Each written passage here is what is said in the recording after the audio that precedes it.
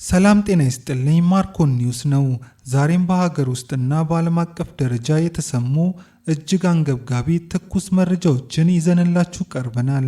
ኢትዮጵያና የ$1 ቢሊዮን የቦንድ አበዳሪዎቿ አዲስ ፍጥጫ ውስጥ ገብተዋል። አንዳንዶቹ አበዳሪዎች ኢትዮጵያን በፍርድ ቤት ለመክሰስ እየተዘጋጁ ነው የተባለው ለምንድን ነው?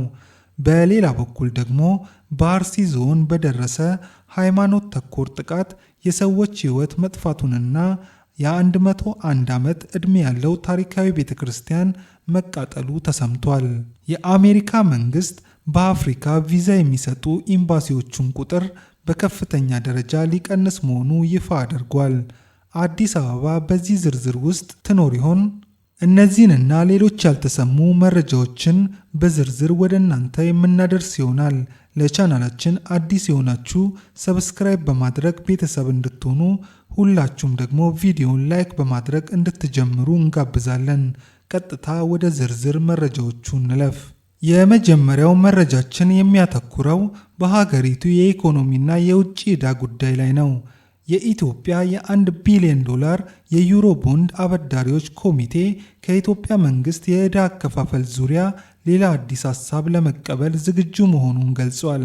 ነገር ግን ነገሩ ሁሉ አልጋ በአልጋ አይደለም። ታዋቂው የዜና ወኪል ሮይተርስ እንደዘገበው ከሆነ የተወሰኑ የኢትዮጵያ ቦንድ ያዥ ዓለም አቀፍ ኢንቨስተሮች በሂደቱ ደስተኛ ባለመሆናቸው ኢትዮጵያን በፍርድ ቤት የመክሰስ ከፍተኛ ፍላጎት አላቸው።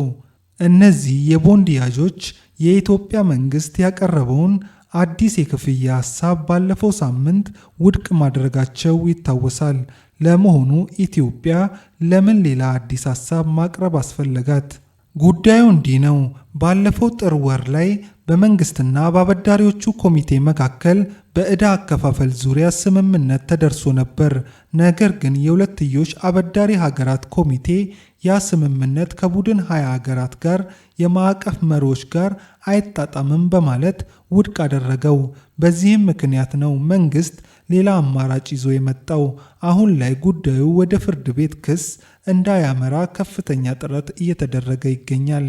ወደ ቀጣዩ አሳዛኝ መረጃ ስናልፍ የኢትዮጵያ ኦርቶዶክስ ተዋሕዶ ቤተክርስቲያን የምስራቅ አርሲ አገረ ስብከት በኦሮሚያ ክልል አርሲ ዞን በደረሰ ጥቃት የሰው ሕይወት መጥፋቱንና ከፍተኛ ውድመት መድረሱን አስታውቋል።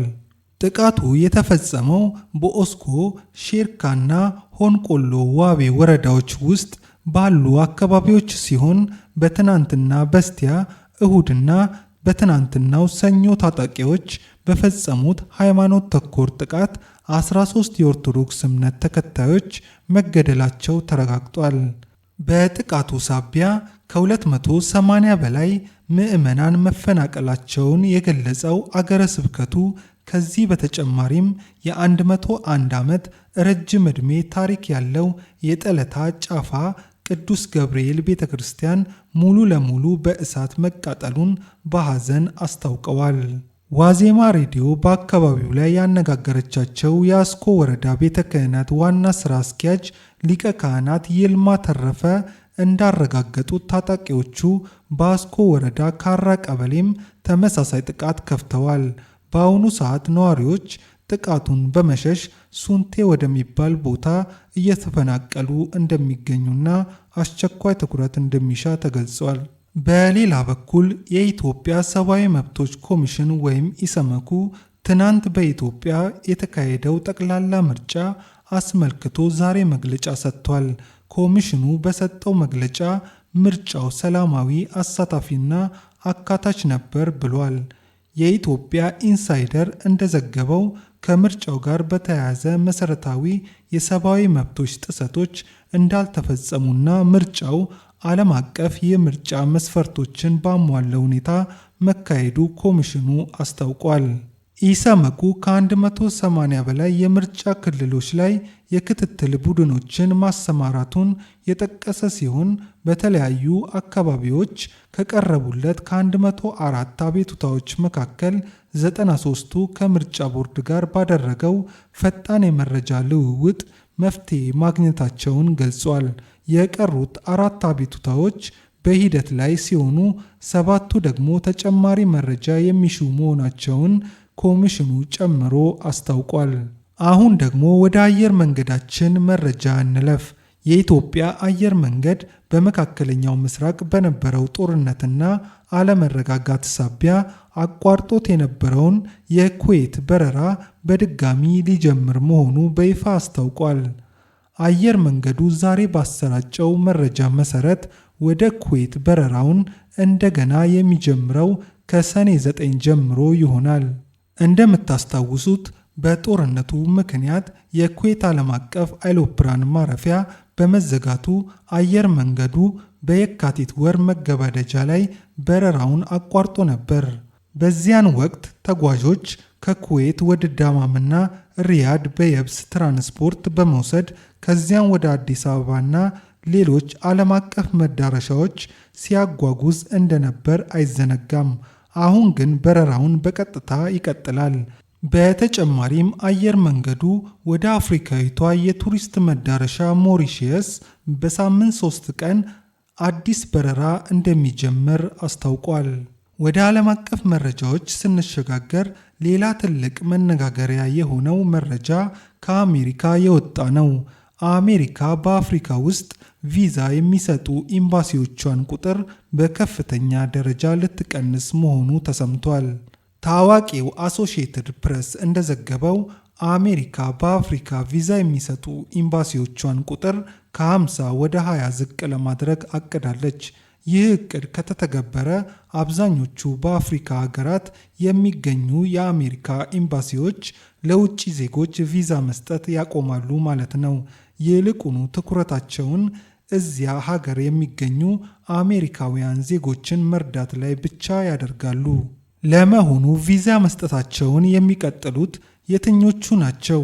እንደ ዘገባው ከሆነ ቪዛ መስጠታቸውን ከሚቀጥሉት 20 ኤምባሲዎች መካከል አዲስ አበባ፣ ናይሮቢ፣ ጅቡቲ፣ ካምፓላ፣ ኪጋሊ፣ አክራ፣ ኬፕታውን እና ጆሃንስበርግ ይገኙበታል። ነገር ግን ይህ ውሳኔ በሌሎቹ 30 የአፍሪካ ሀገራት የሚኖሩ የቪዛ አመልካቾችን በእጅጉ ይጎዳል። ምክንያቱም ቪዛ ለመጠየቅ ሲሉ ፍቃድ ወዳለባቸው ጎረቤት ሀገራት ረጅም መንገድ ለመጓዝ ይገደዳሉ። በመጨረሻም ወደ ጎረቤታችን ኬንያ እንሻገራለን።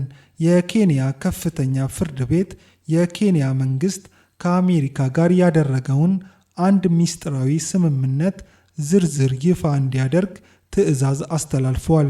ስምምነቱ ምንድን ነው?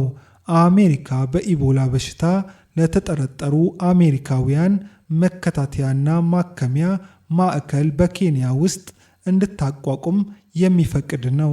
ነገር ግን ፍርድ ቤቱ በኮንጎና በሌሎች አጎራባች አገራት በበሽታው የተጠረጠሩ አሜሪካውያን ወደ ኬንያ እንዳይገቡና ማዕከሉም እንዳይቋቋም ባለፈው ሳምንት የጣለውን ጊዜያዊ እገዳ ዛሬ ለተጨማሪ 3 ሳምንት አራዝሞታል።